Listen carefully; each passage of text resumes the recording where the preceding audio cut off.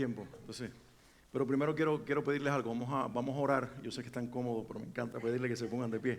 Vamos a ponernos de pie un momentito y quiero que preparemos nuestro espíritu para también adorar al Señor y entregarle a Él nuestro tiempo, nuestra atención. Yo quiero que ahí en tu lugar le digas al Señor lo que tú quieres decirle en este momento. Yo voy a orar, yo voy a guiarte en una oración, pero quiero que prepares tu corazón, que le digas: Padre, abro mi espíritu a recibir tu palabra, de la enseñanza de tu verdad en esta noche. Y que el Espíritu Santo en esta noche pueda edificarnos con la Escritura y pueda darnos luz en todo lo que nosotros vamos a estar compartiendo en la noche de hoy.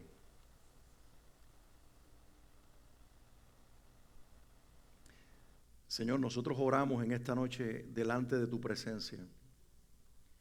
Nosotros buscamos tu rostro en el nombre de Jesús. Nosotros te damos gracias por ser tú nuestro Dios, nuestra confianza, nuestra seguridad, nuestro Señor. Y nosotros, Padre, te pedimos en el nombre de Jesús que tú te manifiestes con toda libertad y autoridad en esta noche mientras nosotros miramos tu palabra, Señor, miramos la Escritura, pero sobre todas las cosas somos guiados por el Espíritu Santo para ser, Señor, entrenados en tu verdad, ser afirmados y edificados en tu verdad. Yo te pido, Señor, que cualquier distracción humana, pero sobre todo espiritual, tú la remuevas de este lugar, Señor. Que tu cobertura esté, Señor, aquí en medio de nosotros y tus ángeles asignados a la defensa y a la protección de nosotros también, Señor, estén alrededor de este lugar como guardas, como columnas, como emisarios tuyos para bendición de los que somos herederos de salvación. Padre, oramos en el nombre de Jesús. Que como dice tu palabra, Señor, el Espíritu ahora abra el entendimiento de los que creemos para comprender, Señor, y conocer la revelación de tu palabra conforme a tu voluntad. Queremos ser entrenados en todo lo que tiene que ver con esta palabra profética del libro de Apocalipsis y con toda esta realidad profética que nosotros estamos viviendo. Queremos entenderla a la luz, Señor, de tu revelación y del entendimiento que el Espíritu Santo quiera traer en esta noche. No solamente te pido por los que están aquí, te pido, Señor, por otros que puedan ser edificados a través del video, de la grabación, y que puedan ellos también afirmar lo que ya tú les has dicho en lo personal, en lo privado, o tal vez traer luz y entendimiento a aquellos que quizás hasta el momento no conocían, no sabían de la verdad de tu palabra y de las cosas que tú estás hoy revelando con respecto a los tiempos proféticos. Oramos en el nombre de Jesús, dándote gracias, alabándote, Señor, bendiciéndote en esta noche y declarándote el Señor de esta casa, el Señor de nuestras vidas, el que merece toda adoración. Estamos reconociendo que mientras el mundo, Señor, está convulso y mientras cambian los poderes del mundo, en el cielo estás tú sentado en el trono y nadie, absolutamente nadie, te mueve de su lugar. Estamos reconociendo junto con los seres vivientes que declaran tu santidad, que tú eres santo, santo, santo, y que eres el que era, el que eres y el que está a punto de venir. Estamos declarando junto, Señor, con los seres vivientes y los 24 ancianos y toda la creación de ángeles y de redimidos, Señor, sobre la tierra, que tú eres el Dios todopoderoso, digno de alabanza, que merece nuestro reconocimiento. Y hoy, Señor, con esa actitud de alabanza, de adoración, entramos a este tiempo de aprendizaje y de entrenamiento en tu palabra, en el nombre de Jesús. Amén y amén. Gracias, pueden tomar asiento. Bueno, no es noticia para ninguno de nosotros que vivimos en el tiempo presente lo que ocurrió octubre 7 en Israel, cuando el grupo Hamás entró sorpresivamente, y tengo que decirlo de esta manera porque quizás no fue tan sorpresa como se pensaba, pero entraron por la frontera de Israel al suroeste, donde se encuentra Gaza, y comenzaron a perpetuar todo lo que conocemos hoy ya como una historia sangrienta, dolorosa. Y se han generado opiniones, se han generado criterios al respecto de lo que está sucediendo, e inclusive se han tomado partes en el asunto internacionalmente. No solamente los gobiernos, o los políticos, o los que conocen de toda la geopolítica de la zona, sino también la iglesia. e inclusive muchos se preguntan dentro de la iglesia, jóvenes, adolescentes, adultos, bueno, ¿quién tiene la razón en todo esto? ¿Será esa tierra de palestinos? ¿Será esa tierra de israelitas? ¿Quién en este momento tiene la razón? ¿Quién está cometiendo un error? Y en esta noche yo quiero que primero veamos la realidad histórica de por qué esta tierra se le llama tierra de Palestina. ¿Dónde comenzó todo? ¿Por qué ese nombre? Son estas personas que pertenecen al grupo Hamás y el grupo en general de los palestinos actuales, en realidad palestinos, son verdaderamente ellos palestinos. Ese es el nombre que tienen. Voy a hablarles de eso un poquito en esta noche para entenderlo en contexto y después entonces traer el entendimiento profético de la Escritura a esta realidad que está sucediendo en Israel. Bueno, William me va a estar ayudando y aquí en pantalla aparece el dato de lo que sucedió en la historia. Esta es la fotografía, o por lo menos la escultura que se registra de Adriano el emperador, año 135. Los judíos en el año 70, Jerusalén fue destruida, y nosotros hemos hablado de eso en otras veces. Fueron esparcidos la mayoría de los judíos después que Jerusalén fue destruida. El templo de Jerusalén no quedó piedra sobre piedra, pero sin embargo quedaron viviendo judíos en la región. Y lo que pasó es que de tanto en tanto, desde el año 70 hasta el año 135, los judíos se levantaban en insurrección contra Roma, una tras otra, creando sediciones, tratando de destruir el poder romano, aparentemente, o en su imaginación, creyendo que iban a poder destruir a Roma. Y llegó este señor, Adriano, emperador romano, año 135, y él echó fuera a todos los judíos que había en la región, él los desterró por completo, y después que hizo eso, le cambió el nombre a la tierra. Y fue él el que le puso a toda la región, no solamente lo que hoy es el noreste, Cisjordania, donde viven los palestinos, no solamente el área de Jordania un poco más abajo, o el área de Gaza al suroeste de Israel, no, la tierra completa, todo lo que hoy es pueblos árabes en esa frontera y lo que pertenece al territorio actual de Israel, Adriano declaró, esta es Palestina. ¿Por qué lo hizo? Porque Palestina es la palabra, y me gustaría que ustedes guardaran y registraran esto. Palestina es la palabra latina que se traduce en nuestras Biblias filistea.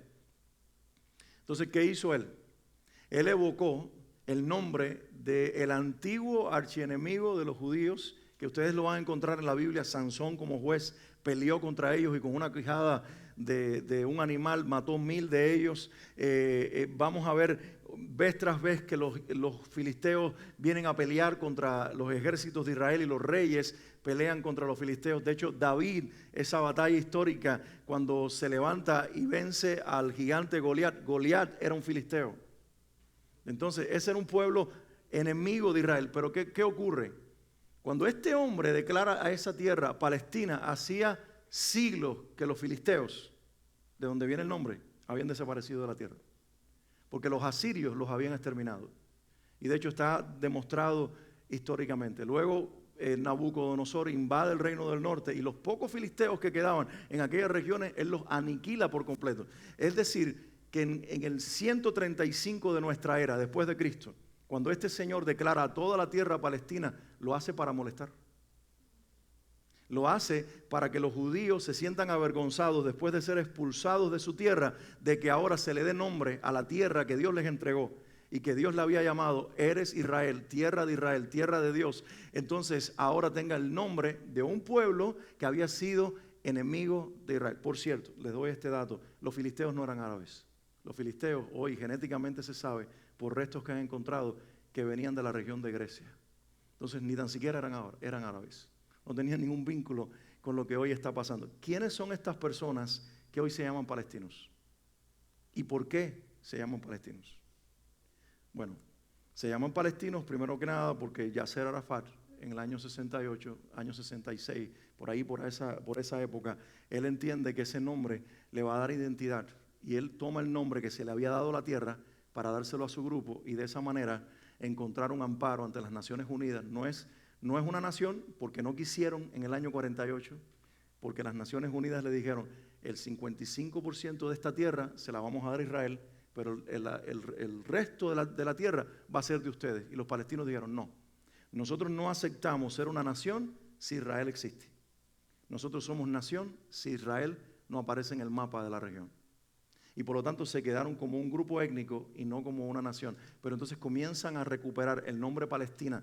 Yasser Arafat, inclusive, que fue el líder por mucho tiempo, no nació en la región, nació en Egipto. Se cree que los padres hayan sido de esa región, pero ni tan siquiera se sabe si los padres eran palestinos o no. Así que él tenía trasfondo egipcio, ni tan siquiera era de la zona que hoy se conoce como Palestina. Y él fue el que le tomó el nombre que en su momento este emperador le dio a la tierra. La pregunta entonces es, ¿quiénes son estas personas que están hoy allí en Cisjordania, al norte de Jordania? Y los que están ocupando la franja de Gaza en el sur oeste de Israel, donde está Hamás. ¿Quiénes son estas personas? Vamos a leer un momentito el Salmo 83. Yo quiero que ustedes, antes de entrar hoy en el pasaje de Apocalipsis, vean conmigo lo que dice el Salmo 83 en muchos de sus versículos. Y este salmo, que tiene miles de años de haber sido escrito, está describiendo lo que ha ocurrido en los últimos 70 años, o más de 70 años, desde el año 1948 hasta la fecha. Esta es la cuarta ocasión en que los árabes o los pueblos de la región se levantan para destruir Israel. Y dice el Salmo 83, no sé si ustedes lo tienen ahí en su Biblia, yo lo voy a leer en la Nueva Versión Internacional, pero dice: oh Dios, no guardes silencio, no te quedes, oh Dios, callado e impasible. Mira cómo se alborotan tus enemigos, cómo te desafían los que te odian. Con astucia conspiran contra tu pueblo, conspiran contra aquellos a quienes tú estimas y dicen: vengan, destruyamos su nación. Que el nombre de Israel no vuelva a recordarse. ¿Les parece esto conocido? Yo quiero hacer un alto momentito. Miren esta expresión, que el nombre de Israel no vuelva a recordarse. ¿Ya escucharon eso? Ahora miren ustedes este registro de lo que es la Constitución de Hamás. 2 artículos que ellos escribieron, 2 de muchos, cuando ellos declararon lo que es el grupo Hamás. El artículo número 7 dice: no vendrá el día del juicio esperado por los musulmanes. No vendrá hasta que los musulmanes, en general, no solamente los palestinos, sino todos, combatan a los judíos. Hasta que los judíos se escondan entre las montañas y los árboles, los cuales gritarán, es decir, las montañas y los árboles gritarán: oh musulmán, un judío se esconde detrás mío. Ven y mátalo. El artículo 13 dice: las llamadas soluciones pacíficas y conferencias internacionales contradicen los principios del movimiento de resistencia islámica. Estas conferencias no son más que un medio para designar infieles, y ahí se refiere a Estados Unidos, Francia, Europa en general, y los países que no son musulmanes. Dice: estas conferencias no son más que un medio para designar infieles como árbitros en las tierras del Islam. No existe ninguna solución al problema palestino que no sea la yihad. La yihad es la guerra santa. Y como propósito tiene sacar a Israel de la tierra, porque en la Constitución de Hamás está esta declaración: no pararemos de atacar a Israel hasta que Israel no aparezca en el mapa de la región. Esa simplemente es la descripción, donde la Biblia lo profetiza, entre otras tantas profecías de la Escritura. Salmo 83 que estamos leyendo, dice: vengan, destruyamos su nación, que el nombre de Israel no vuelva a recordarse. Como un solo hombre se confabulan, dice el Señor. Han hecho un pacto contra ti. Y ahora menciona quiénes son los que hacen este pacto. Dice: los campamentos de Edom. Edom es el nombre que se le dio a el hermano de Jacob, Esaú. Edom significa rojo, los descendientes de Esaú. Hoy posiblemente el pueblo de Jordania, que queda al sur de Palestina. Dice: los campamentos de Edom, de Ismael. ¿Quiénes son los ismaelitas? Arabia Saudita, todos los Emiratos Árabes, que en este momento se sabe Qatar es uno de los países que más financia el Islam y que más financia a Palestina en el Medio Oriente, un país de descendencia de Ismael, el hijo de Abraham, ¿recuerdan? Y ahora dice: los de Moab, y tengan en cuenta este nombre, los de Moab. ¿Quiénes son los moabitas? Son uno de los 2 descendientes de Lot, producto de una relación de incesto que sucedió cuando este hombre borracho, nacen estos 2 hijos producto de esa relación, Moab y Amón, y ustedes lo van a leer en todo el Antiguo Testamento. Las madres, que eran las hijas de Lot, no los criaron en el temor del Señor y los criaron desviados del camino del Señor, y se levantan pueblos que odian al pueblo de Israel, a la cultura de Israel, no porque es una nación como tal, los odian porque tienen la Biblia y porque tienen al Dios de la Biblia. Esa es la razón. Es porque es un pueblo que recibió un pacto con un Dios al que ese territorio y el espíritu que opera detrás de ellos odia al Dios nuestro. Por eso los cristianos estamos en la misma categoría de los judíos para ellos. Dice, los de Moab y de Agar, Jebal, Amón y Amalek, que es otro de los pueblos ancestrales que fue enemigo de Israel. Los de Filistea, y aquí menciona a los filisteos que ya están extintos, pero que ahora se recuperó el nombre cuando este emperador en nuestra era llama a la tierra Palestina, y ahora ellos se llaman palestinos. Dice, y los habitantes de Tiro, que pueden ser, en aquel tiempo eran posiblemente algunas de las islas que hoy pertenecen a Grecia o que están ahí en el mar Mediterráneo. Dice, hasta Asiria se les ha unido. Parte del territorio asirio hoy es Irak, y se sabe que hoy Irak vuelve a tener un gobierno sunita extremista que está a favor de lo que está sucediendo en Israel. Dice, hasta Siria se les ha unido, ha apoyado a los descendientes de Lot. Ustedes han visto ahora lo que dice aquí. ¿A quién están apoyando?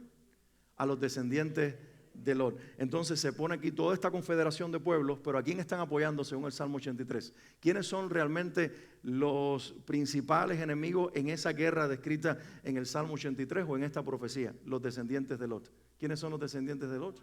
Moab y Amón. ¿Quiénes son los palestinos actuales o los que tomaron ese nombre? Son moabitas. En realidad son parientes de Israel, genéticamente hablando.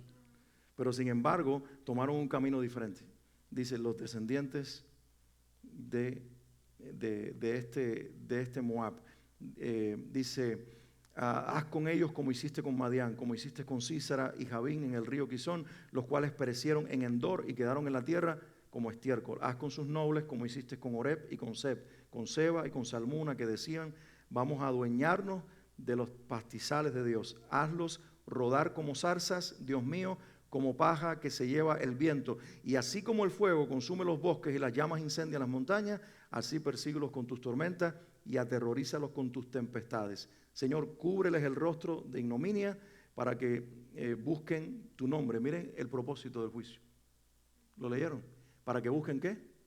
Tu nombre. Porque al final de todo, y eso es lo que nosotros tenemos que entender, y esa debe ser nuestra oración, de un lado y del otro de la frontera, Dios quiere salvar gente. Y ahora mismo nosotros tenemos que entender que de un lado de Israel hay creyentes en Cristo, porque todo Israel no que en Cristo, la gran mayoría son judíos por tradición, tienen la Torá, pero niegan a nuestro Mesías. Y ahora mismo ellos odian a los que son cristianos. Tienes que entender eso, que para un judío ortodoxo ser cristiano es una blasfemia a la fe de ellos. Del otro lado están los musulmanes que odian a los cristianos. Y en las dos fronteras, de ambas partes, hay cristianos de origen judío o israelita, y hay cristianos de origen árabe que están ahí pagando el precio por la fe tuya y mía, pero a un nivel mucho más alto, por el nombre de Cristo. Y en lugar de estar odiándose, están orando por que venga el Mesías y porque traiga salvación a ambos pueblos. Y esa debe ser la oración principal de nosotros, aunque sabemos que no va a haber paz en la región. Y que la paz que eventualmente habrá va a ser una paz temporal y falsa, que va a ser generada por un personaje que la Biblia llama el anticristo. ¿Estamos de acuerdo en eso? Entonces, ahí donde también quiero que nosotros caigamos, porque todo esto que está sucediendo es parte de lo que se conoce como una cortina de humo. ¿Entienden la expresión? Una cortina de humo es algo que se crea para entretener a la gente y por detrás estar haciendo algo que realmente les importa. Entonces, eso siempre ha existido, siempre se ha hecho, pero desde la pandemia hasta la fecha se están levantando demasiadas cortinas de humo. Por ejemplo, yo les voy a poner unas imágenes a ustedes, William me va a ayudar ahí en pantalla, de esa edificación. ¿Ustedes saben qué es? ¿Saben de qué se trata? Bueno, se le conoce como la casa abrahámica, House of Abrahamic Faith en inglés, la casa de la fe abrahámica. ¿En qué consiste? Hay 3 edificaciones allí. Bueno, mientras el mundo estaba horrorizado con la pandemia, confinado por la pandemia, mientras nosotros estábamos temiendo contagiarnos con el virus, mientras todo lo que se hablaba en la televisión era COVID-19, pandemia, donde luego empezaron todos los conflictos con la vacuna, si nos vacunamos o no nos vacunamos, si es mandatorio o no es mandatorio, si puedes viajar si estás vacunado o no lo estás, y todo lo que se creó, los problemas sociales en Latinoamérica, año 2019, previo a la pandemia, y durante la pandemia, los problemas raciales en Estados Unidos, cortinas de humo. Todo el mundo hablando de un afroamericano muerto por un policía, la gente botando a las calles a romper vidrieras. Mientras tanto, desde el 2019 se estaba gestando un tratado de paz con los árabes. Lo estaba haciendo Jared Kushner, el yerno del expresidente Donald Trump. La intención era sentar a los palestinos a la mesa con los judíos y hacer un acuerdo de paz donde se encontrara la paz del Medio Oriente. Pero ¿qué pasa? Los palestinos siempre se levantaron y rompieron el acuerdo. Por varias razones. Número uno, ellos no quieren una nación israelita en la región. Ellos no aceptan eso. Número dos, se les estaba pidiendo el control absoluto de Jerusalén para los judíos. Y número tres, que se le permitiera construir a Israel un templo. Y eso hizo que ellos se levantaran y se fueran. La estrategia fue, vamos entonces a ir a los restos de los países árabes y hacer un acuerdo de paz. Y en el 2020, en plena pandemia, ustedes escucharon, probablemente algunos hemos leído acerca de eso, el famoso acuerdo de Abraham. ¿Han oído hablar acerca de eso? Por primera vez aviones israelitas comenzaron a sobrevolar por los Emiratos Árabes. Los países de los Emiratos Árabes, todos esos jeques y emir firmaron un acuerdo con Israel donde decimos, descendemos del mismo padre, Abraham, y vamos a tener acuerdos comerciales, acuerdos de paz, no levantaremos armas unos contra otros, nos tendremos inclusive precios de petróleo mejor para ustedes, somos amigos. Y se hizo un acuerdo llamado el Acuerdo de Abraham, pero el Papa Francisco entró en la escena. Y entonces sugirió que para que hubiera una paz verdadera, tiene que haber un lugar donde las tres religiones monoteístas del mundo que derivan de Abraham, supuestamente, en cierta forma sí, pero usó ese argumento, debían convivir solas en algún lugar y decirle al mundo que se puede tener ideas diferentes, religiosamente hablando, pero estar unidos en la paz.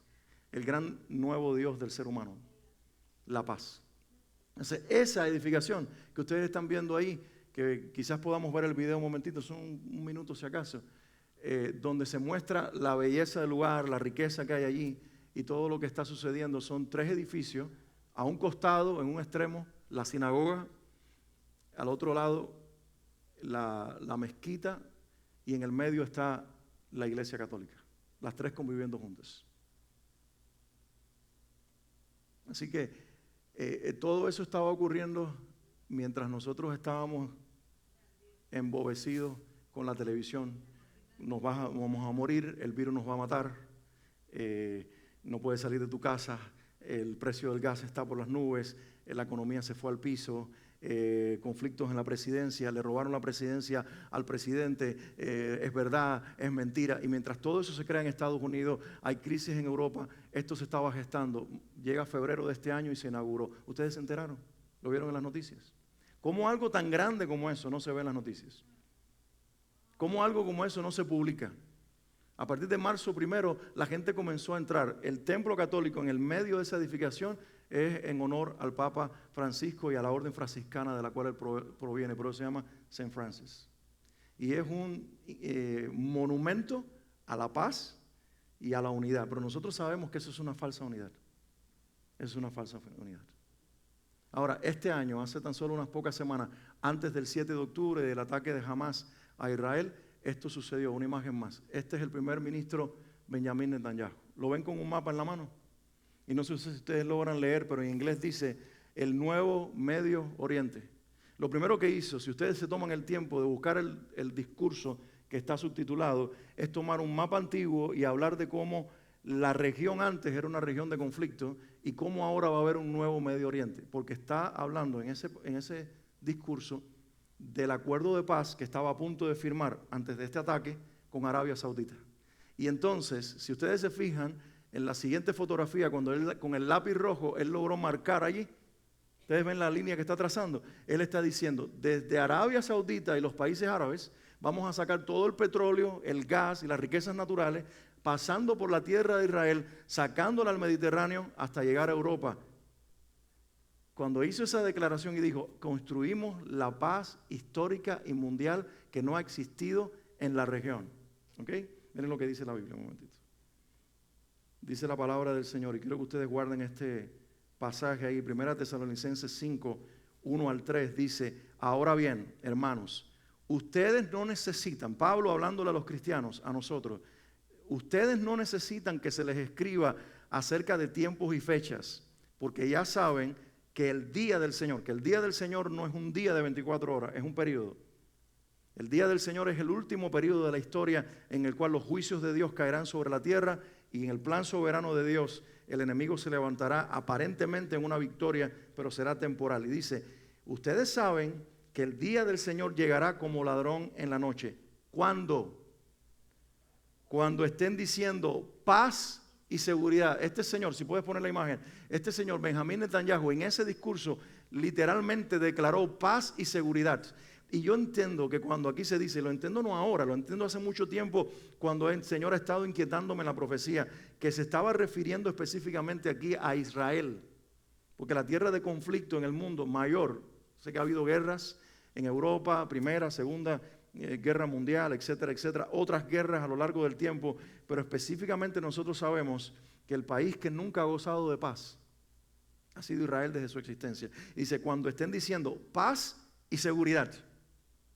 Y de hecho la profecía de Ezequiel 38 dice, la ciudad que ahora habita en paz y que no tiene muros, en ese momento va a ser atacada por las huestes de muchos ejércitos comandados por un príncipe que la Biblia llama Gog. Tierra de Magog será su reino y vendrá contra Israel en esos días. Bueno, dice, cuando estén diciendo paz y seguridad, vendrá de improviso sobre ellos la destrucción.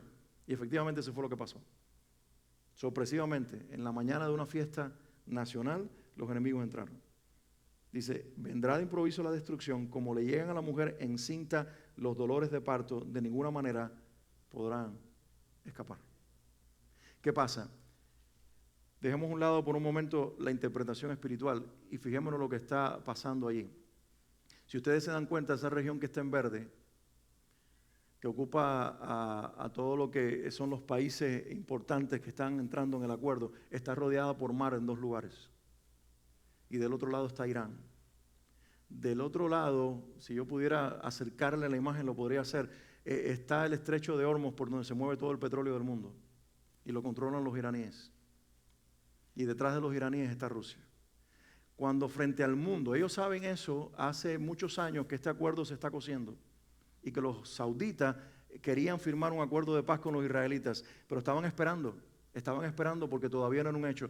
Cuando este señor se para en las Naciones Unidas y dice, vamos a firmar en los próximos días un acuerdo de paz y vamos a crear unos conductos por dentro de la tierra que atravesarán hasta el mar y sacaremos en barco el petróleo, el gas natural, las riquezas de la región, eso encendió las sirenas de Rusia, de Irán y de todos los que tienen el control de esa zona.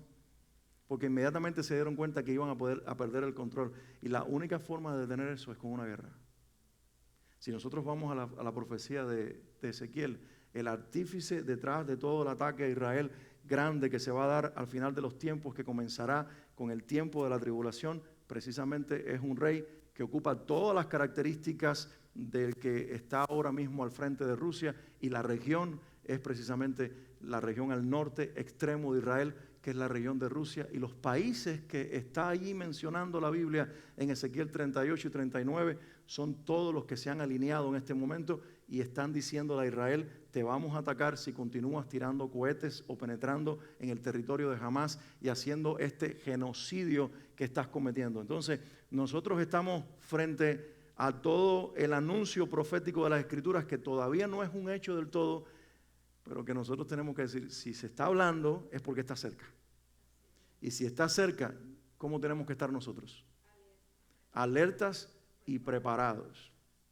Tenemos que estar preparados, tenemos que estar en oración y tenemos que estar nosotros viviendo el cristianismo no a medias, sino de verdad. Y yo creo que eso es lo que el Señor quiere que nosotros entendamos de todo esto. ¿Para qué nos está abriendo los ojos y para qué estamos viendo la profecía tan clara? Para que nosotros no juguemos más a ser cristianos, para que nosotros no nos quedemos dormidos, para que nosotros digamos, Señor, yo quiero estar alerta y despierto, como la novia.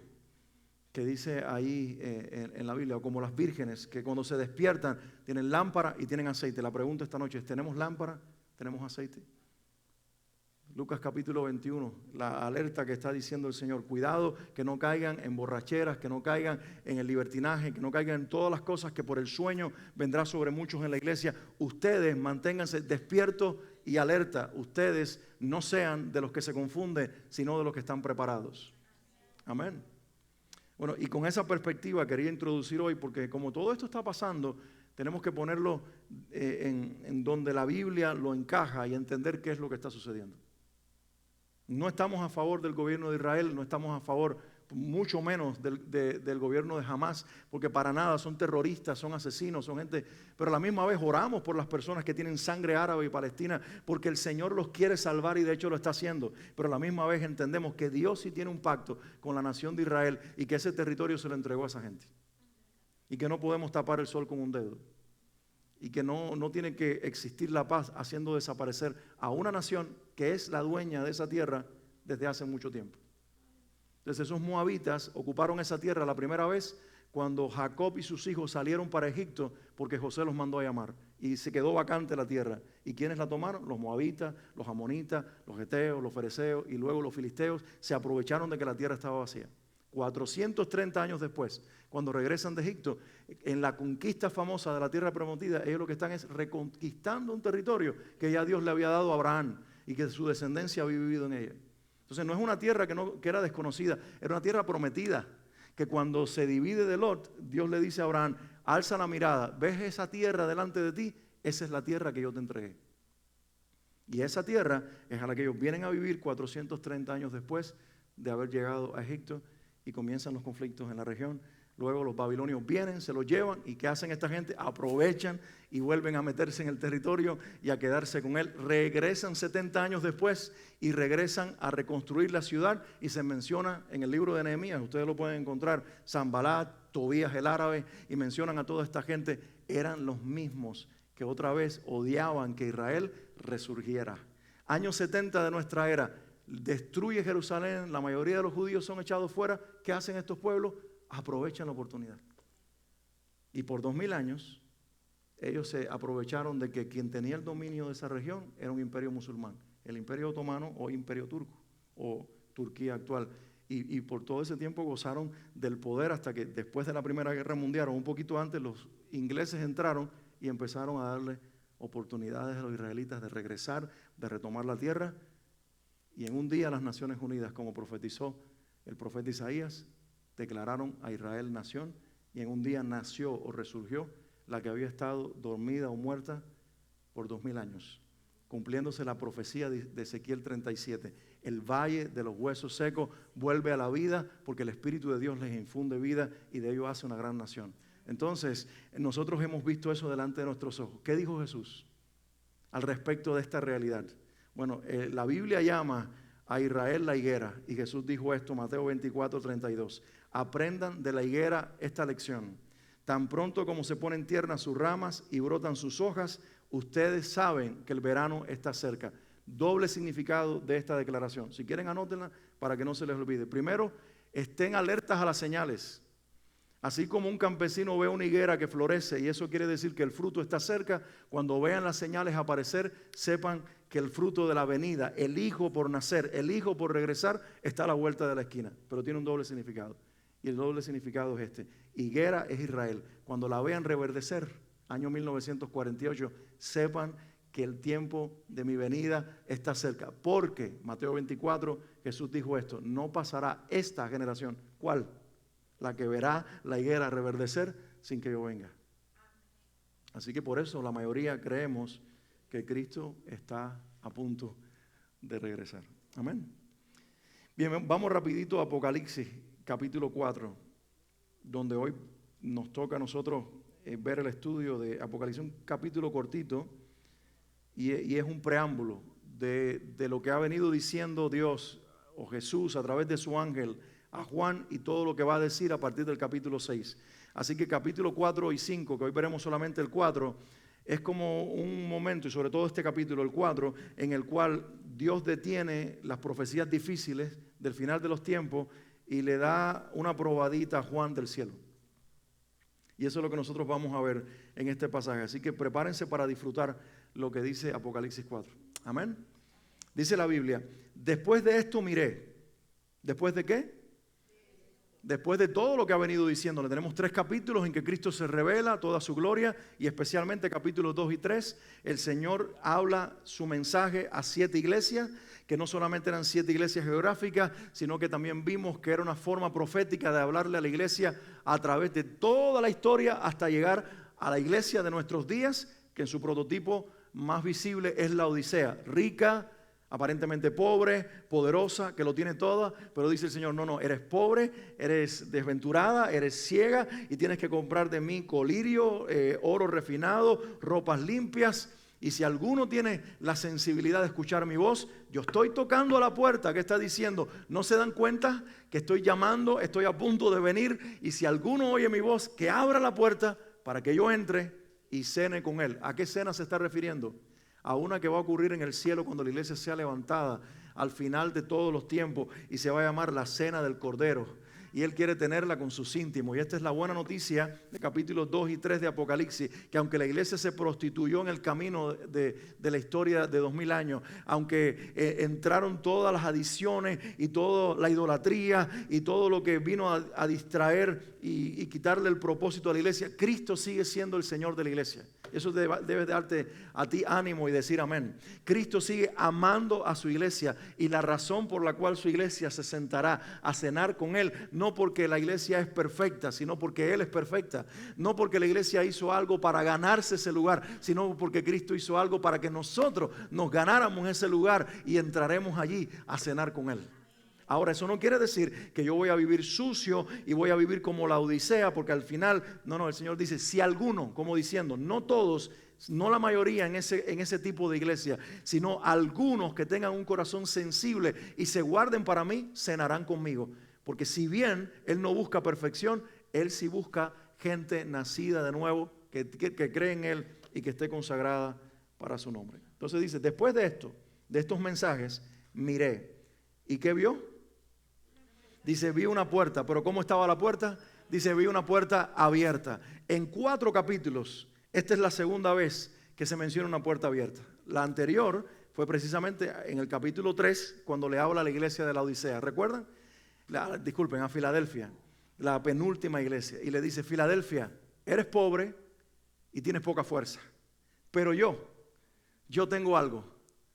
¿Qué tengo yo? Dice el Señor, tengo las llaves. Y con estas llaves yo cierro y nadie puede abrir. Pero yo abro y nadie puede cerrar. Y yo he abierto una puerta para ti, la cual nadie podrá cerrar. Resulta que ahora Juan vuelve a ver esa puerta. Y dice el Señor a Juan, cuando le muestra esta puerta abierta en el cielo, dice, oí una voz como de trompeta hablando conmigo que dijo, sube acá. Algunos piensan que es un ángel, pero yo creo que es el Señor. Porque dice, cuando descenderá del cielo, dice Tesalonicenses 4, que cuando el Señor descenderá del cielo, Él descenderá con voz de mando, con voz de arcángel. ¿Y con qué más? Con trompeta de Dios. Es decir, que la voz de Cristo, aunque a sus ángeles tal vez se le da también esta característica, pero principalmente al Señor, su voz es como una trompeta. ¿Y cómo es la trompeta? Fuerte. Es decir, no es algo apagado, no es algo silencioso, es algo fuerte, estrepitoso, que se hace notar, que inclusive puede llegar a molestar, que puede llegar a que nosotros nos tapemos los oídos. La idea es suprema autoridad, voz de mando, voz fuerte. Es el Señor diciéndole, sube acá. Y me encanta esto, porque el Señor está a punto de mostrarle a Juan el desenlace de la historia de la humanidad. ¿Y sabes qué hace el Señor? Le dice, sube aquí, porque el mejor lugar para poder ver lo que va a suceder en la tierra es arriba. Porque si tú miras desde abajo la realidad de lo que va a suceder al final de los tiempos, yo no voy a poderte revelar toda esta profecía con todo lo que va a suceder. Te vas a morir en el camino. Pero cuando tú estás en la realidad celestial, en el Espíritu, lleno del Espíritu Santo, cuando tú mires abajo en calamidad, en prueba, en juicio, en copas de la ira, tú vas a estar en el cielo y vas a estar mirando la gloria que estoy a punto de revelarte.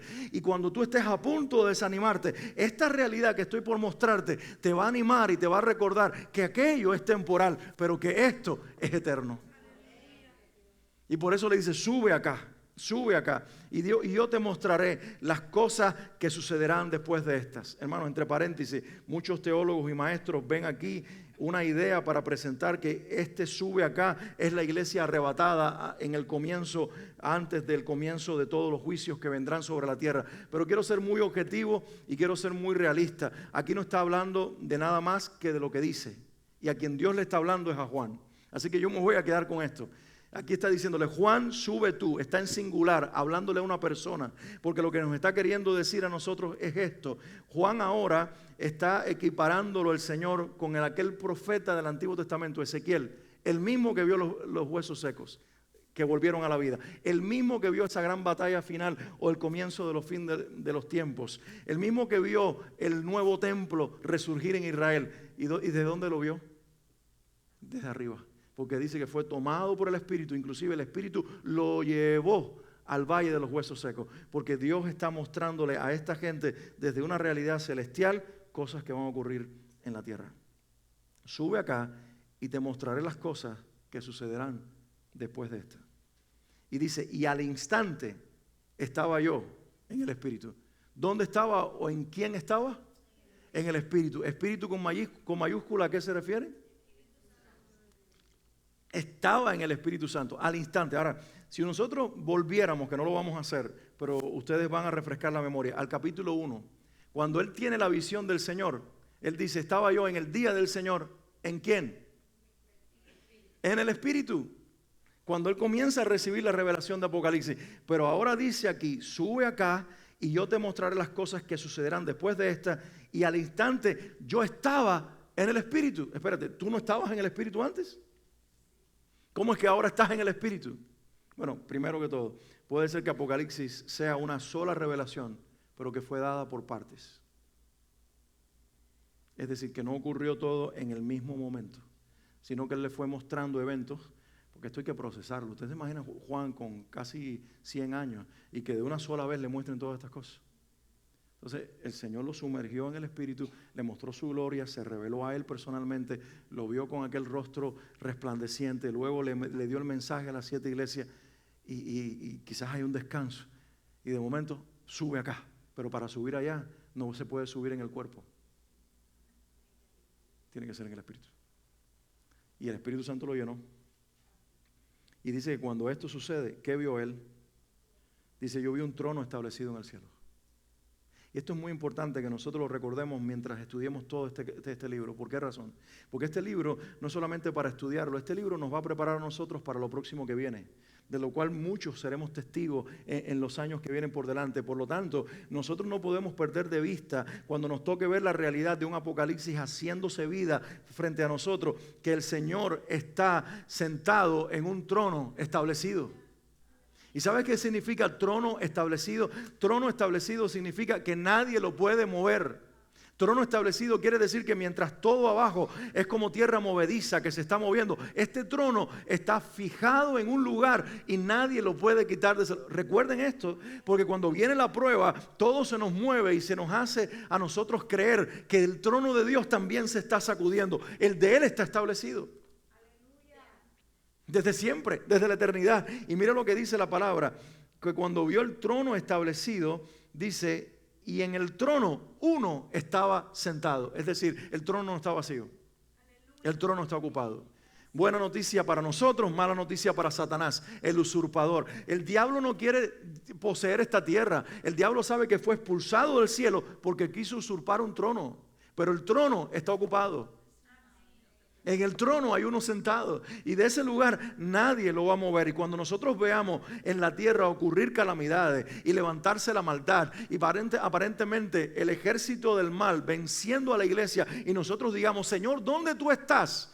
¿Por qué estás permitiendo que haya mártires en la historia del cristianismo? Y lo hemos visto por 2000 años. Y creyentes en China, y en la India, y en Indonesia, ahora mismo están muriendo. Y en Pakistán, y en Irán, están muriendo por Cristo. Y podemos decir, y su familia puede decir, Señor, ¿dónde tú estás?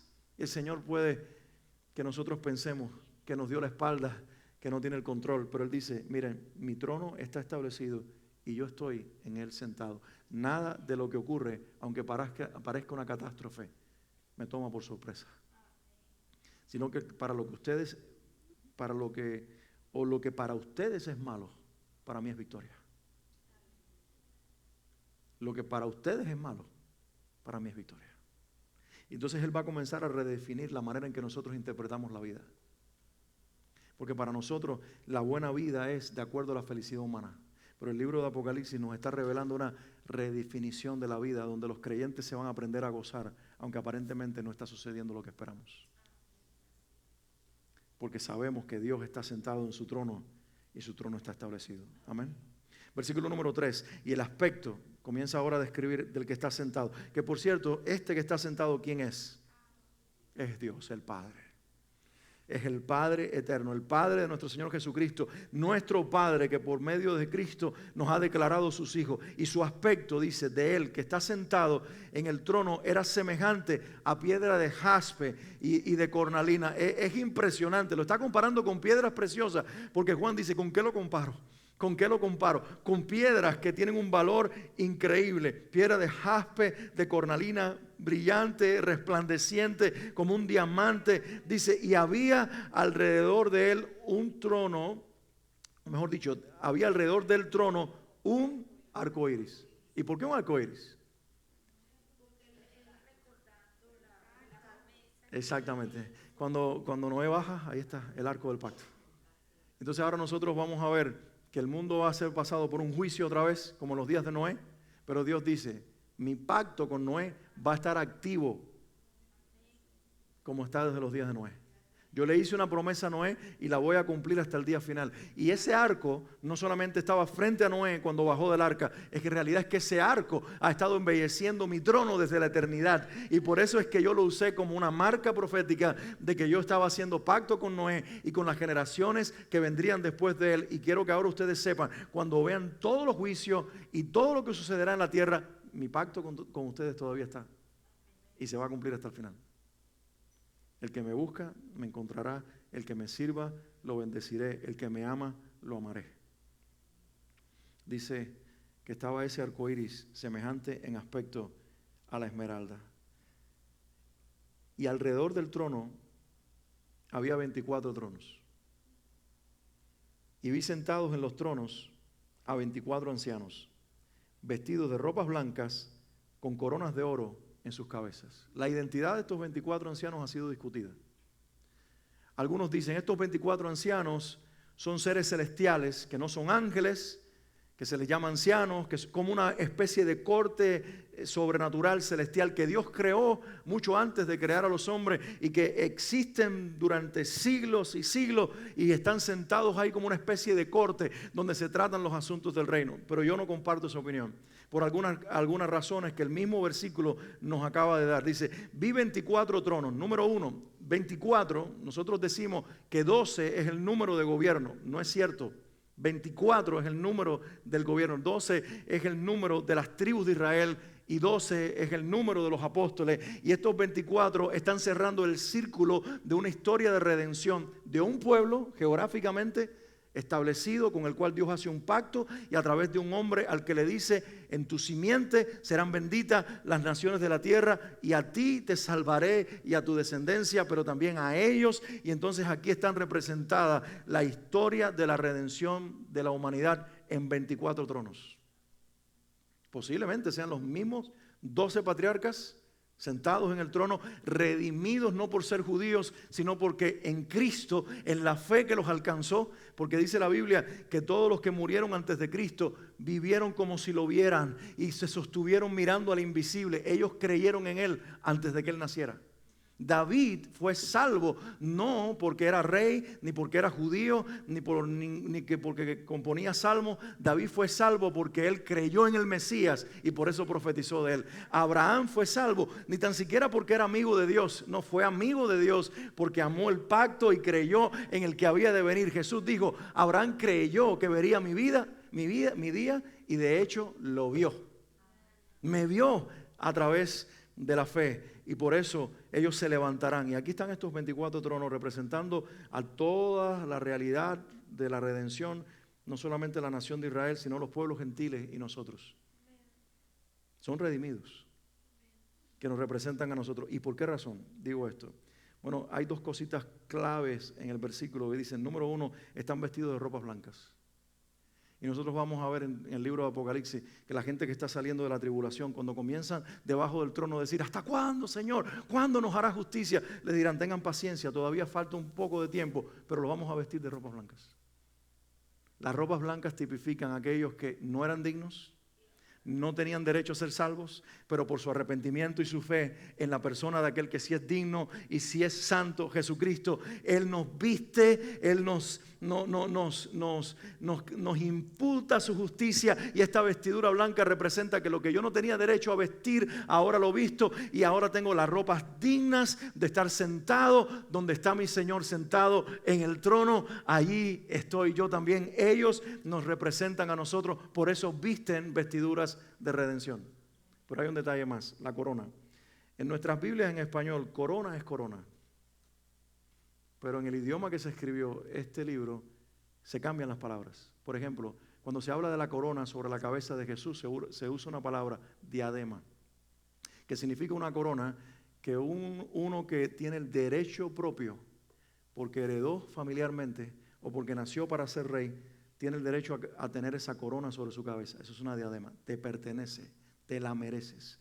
Pero en el caso de estos, dice que lo que tenían eran estéfanos. Y esto era el mismo nombre que se le daba a la corona hecha de laureles, de hojas de laurel, que se ponía sobre la cabeza de los corredores romanos cuando ganaban el premio por llegar en primer lugar. Esa corona en específico significa, esto es un premio sobre tu cabeza porque corriste una carrera, competiste en cualquier división y obtuviste el lugar de premio. Por eso la corona sobre tu cabeza. Ellos están aquí representando que son coronados, pero con una corona que no obtuvieron por derecho propio, sino por un premio que les ha sido otorgado. Y nosotros sabemos que el premio lo ganó Cristo. ¿Qué dice Romanos capítulo 8? Que en Él nosotros somos más que vencedores. Él venció para que nosotros, junto con Él, también seamos victoriosos, y mucho más que victoriosos, seamos más que vencedores, llevando estas vestiduras y teniendo estas coronas. Por eso no creo que sean seres celestiales que existen antes de la creación del ser humano. Creo que son representantes de toda la iglesia, vamos a llamarlo así ahora, a través de todos los tiempos. Desde el tiempo en que Dios hizo pacto con Israel y aún antes, desde el Edén hasta la fecha. Y dice, y del trono salían relámpagos y truenos y voces, y delante del trono ardían 7 lámparas de fuego, las cuales son los 7 espíritus de Dios. Mira lo impresionante de lo que está en el trono. Hay fuegos, hay relámpagos, hay un montón de cosas, pero ahí en medio de aquel lugar y de aquel espectáculo de grandeza están ardiendo 7 lámparas de fuego. ¿Y quiénes son estas 7 lámparas de fuego? Dice, los 7 espíritus de Dios. ¿Quiere decir que no es uno solo, sino que son 7? Ya nosotros vimos eso anteriormente, y ya ustedes deberían saber que en realidad significa la plenitud del Espíritu Santo, las 7 manifestaciones del Espíritu Santo. Él en su pleno esplendor o plena manifestación se está revelando aquí, y aquí se nos está diciendo algo, que donde está el Padre está el Espíritu Santo. Y en el capítulo 5 va a aparecer el Hijo en forma de cordero.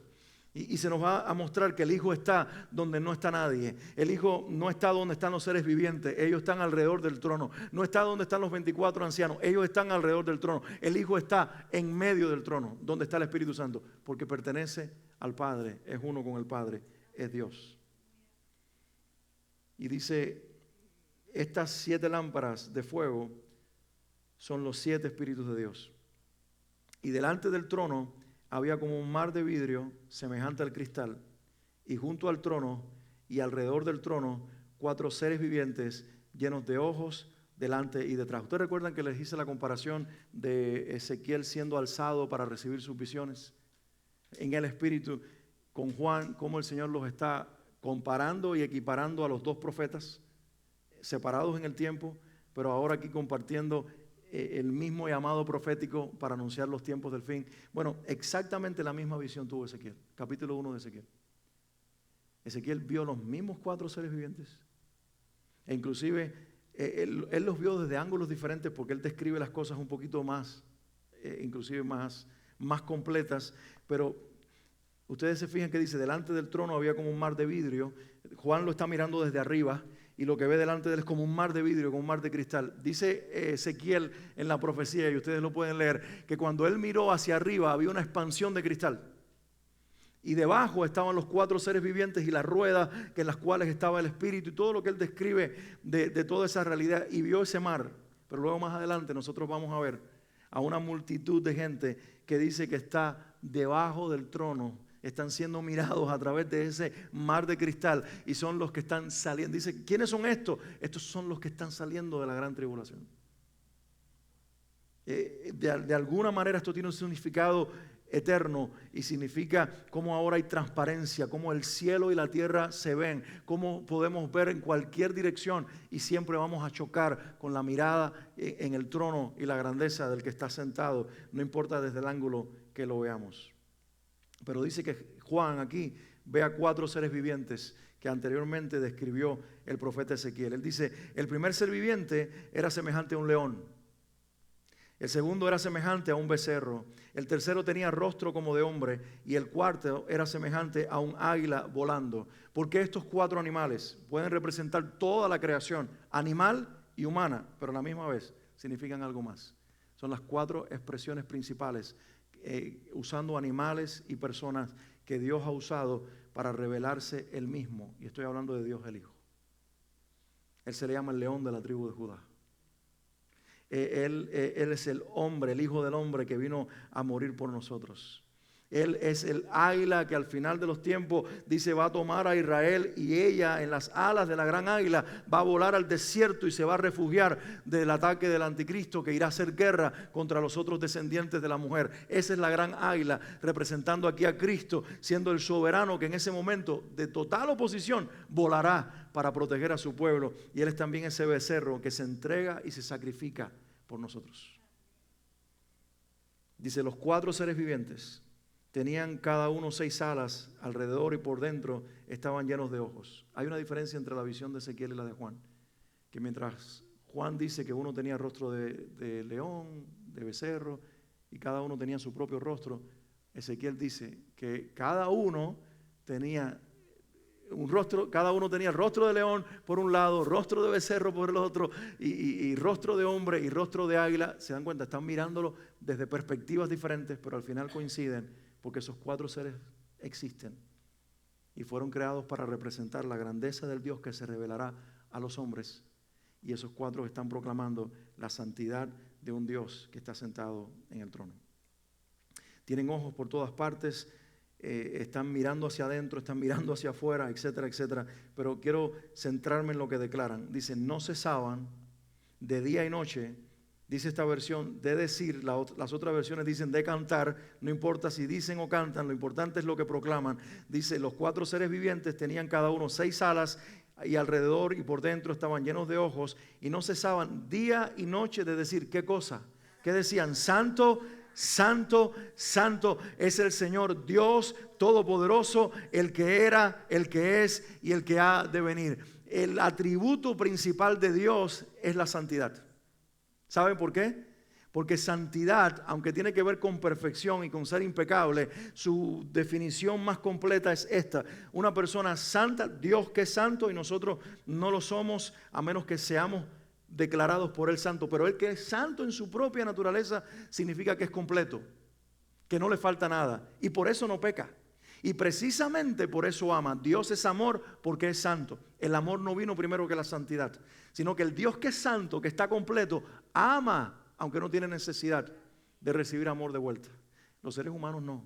Nosotros amamos porque queremos reciprocidad. Dios ama sin necesidad. Él está completo y satisfecho en sí mismo. No es que estaba solo, no. Él siempre ha vivido y ha existido con el Espíritu Santo y el Hijo, conformando una bendita Trinidad, siendo un mismo Dios. Si necesita conversar, ha hablado. Hagamos al hombre a nuestra imagen y semejanza. Él existe, Él es grande, Él es poderoso, Él es autosuficiente, Él está completo y sin embargo ama, precisamente porque está completo. Santo, santo, santo. Es el Señor Dios Todopoderoso, el mismo que se reveló a los hombres en el Antiguo Testamento, el que se reveló a Moisés. Yahweh el Shaddai, el Todopoderoso, se está manifestando aquí. Y dice, el que era, el que es y el que ha de venir. Mira, en el cielo, en la eternidad, no hay tiempo. Por lo tanto, hablar de haber sido, de ser y de será, no tiene que ver con el cielo. Pero los que están en el cielo, 4 seres vivientes, hablan de la realidad de la tierra. Él es el que era, Él es el que es y Él es el que ha de venir. Eso no está sucediendo en el cielo. El cielo vive en un eterno presente para que lo podamos entender. Pero en el cielo se ha proclamado desde antes la realidad del tiempo. Y cómo Dios se ha manifestado en la realidad del tiempo por amor a nosotros. Él fue, pero Él es y Él está por venir. Y eso es lo que me llena a mí de inmensa alabanza, que Dios se creó 4 seres vivientes para que proclamen su misericordia hacia nosotros. Él es santo, santo, santo, porque Él además es el que era, el que es y el que ha de venir. Está hablando de la realidad de nosotros, porque para ellos Él siempre está. ¿Se dan cuenta? En el cielo se proclama nuestra redención y se habla de la misericordia que Dios nos tuvo. Para Dios es importante nuestra existencia. Nosotros deberíamos vivir todos los días en una total alabanza, porque aún Él invadió el cielo con nuestra realidad, porque le interesa nuestra redención. Le interesa que el ser humano sea salvo. Y siempre que aquellos seres vivientes dan gloria y honra y acción de gracias al que está sentado en el trono, al que vive por los siglos de los siglos, al eterno Dios, los 24 ancianos se postran delante del que está sentado en el trono, adoran al que vive por los siglos de los siglos. Y aquí viene a demostrarse una vez más que representan a la iglesia redimida. Echan sus coronas delante del trono. Padre, no me pertenece. Tú la pusiste sobre mi cabeza. Tú me declaraste por medio de tu Hijo rey y sacerdote junto con Él. Pero en realidad esta corona te pertenece a ti. Es tuya. Esta es mi adoración para ti. Y cuando lo hacen, echando las coronas delante del trono, ellos dicen, Señor, digno eres de recibir la gloria, la honra y el poder, porque tú creaste todas las cosas y por tu voluntad existen y fueron creadas.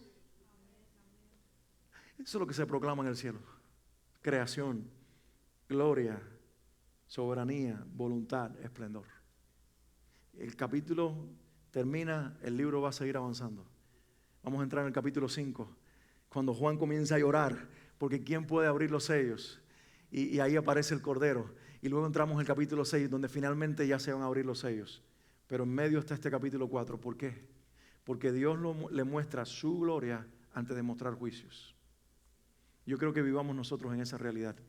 Cuando tú veas tus pruebas personales, o veas los juicios de Dios sobre la tierra y la manifestación del mal en nuestra generación, yo quiero que vez tras vez intencionalmente vengas a Apocalipsis capítulo 4 y te llenes de la realidad del cielo, porque cuando te llenas de la realidad del cielo no hay calamidad, no hay prueba, hay un estallido de alabanza. Allá arriba hay seres vivientes, 24 ancianos, ángeles y toda la creación exaltando al que es eterno, el que vive por los siglos de los siglos, está lleno de misericordia, por eso fue, por eso es y por eso está por venir. Y mientras eso se proclama y nosotros nos llenamos de esa realidad, podremos vivir y enfrentar las realidades de la tierra.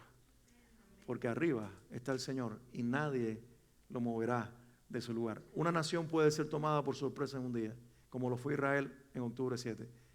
Nunca el cielo será invadido. Nunca el cielo será usurpado. nunca el trono será removido.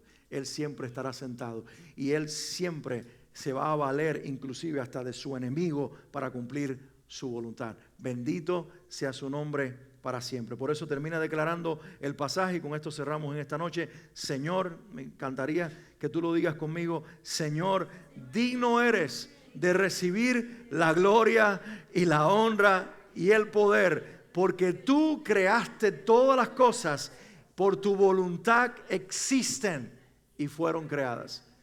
Que si hay vida extraterrestre, que si hay vida en otro planeta, no sé ni me interesa. Si la encuentran, la creó Dios. Si la encuentran, la creó Dios. Yo no creo que la van a encontrar, pero si la encuentran, la creó Dios. Por la sencilla razón de que tú creaste todas las cosas y por tu voluntad existen y fueron creadas. Hoy estaba viendo un video en algún momento de unas aves en la Antártica que crean terror, porque son de más de 7 pies de estatura, completamente cubiertas en un pelaje raro, tienen apariencia de pájaro y de ser humano, levitan en el aire y imitan los sonidos de la voz de un ser humano. Los están estudiando y dicen, ¿esto qué cosa es tan raro que acabamos de descubrir? Lo creó Dios. Nosotros no entendemos, pero no fue que lo hizo nadie más, lo creó Dios precisamente para asombrarnos, para que nosotros digamos, ¿esto qué es? Bueno, así soy. Así de grande soy, que puedo hacer un pájaro que imite voces como una cotorra, que levite como los que han tratado de hacerlo sin lograrlo. Yo soy el Dios creador, todo existe por mi voluntad. Y cuando estos juicios caigan sobre la tierra, no será mi trono tomado por sorpresa, seré yo mismo, dándole permiso al diablo para que los toque temporalmente. Pero recuerden, esos días van a ser acortados por amor a mis escogidos. El diablo tendrá gozo por unas horas. Ustedes, si se enfocan en esta verdad del capítulo 4, tendrán gozo en medio de la prueba, pero también tendrán gozo después de la prueba. Porque cuando la prueba termine, Él será aplastado y ustedes serán levantados. Él será destruido y ustedes reinarán conmigo. Él dejará de existir para siempre, estará consumido en el infierno, quemándose para siempre con todos mis enemigos. Ustedes se sentarán a reinar, además de los 24 ancianos. En sus cabezas también habrá coronas y vestirán ropas blancas. Y en sus labios una alabanza, porque en mi trono sigo sentado y nadie me moverá de él jamás. Aleluya, aleluya. Quiero que te pongas de pie, vamos a orar y vamos a cerrar en esta noche. Padre, gracias por traernos en esta noche a mirar las Escrituras, a poder nosotros contemplar junto con Juan y por medio de tu Espíritu Santo la realidad del cielo. Mientras leemos la Biblia, nosotros nos transportamos con Él a la eternidad y entramos a esa sala del trono y miramos la grandeza de todo lo que allí está sucediendo. Y aunque hay tantas cosas grandes, seres que impresionan, aunque las ropas de los 24 ancianos impresionan y sus coronas también y los truenos y todo lo que sucede allí, no hay nadie más impresionante que tú, Señor, en toda la eternidad. Dios mío, no nos dejes jamás olvidar que eres un Dios todopoderoso, que reina, que existe, que gobierna por la eternidad, que nada, absolutamente nada, existe fuera de tus planes y que tu voluntad absoluta se está cumpliendo y se cumplirá hasta el día final. Y luego estaremos contigo por la eternidad. Bendito sea tu nombre. Gracias por la promesa, gracias por la revelación y gracias por la esperanza que hoy recibimos por esta palabra que nos exhorta, nos alienta y nos recuerda que tú estás en el trono y que nosotros debemos mirarte a ti cuando todo alrededor nuestro parezca hundirse. Tú estás firme, inamovible, Rey eterno, Señor de señores, y por eso a ti te damos con toda la creación gloria, honra y poder y alabanza por los siglos de los siglos en medio de tu iglesia. Amén y amén. El Señor les bendiga. Buenas noches. Prime Minister of the State of Israel. I request protocol to escort His Excellency. I have great pleasure in welcoming His Excellency Benjamin Netanyahu, Prime Minister of the State of Israel. I invite him to address the Assembly.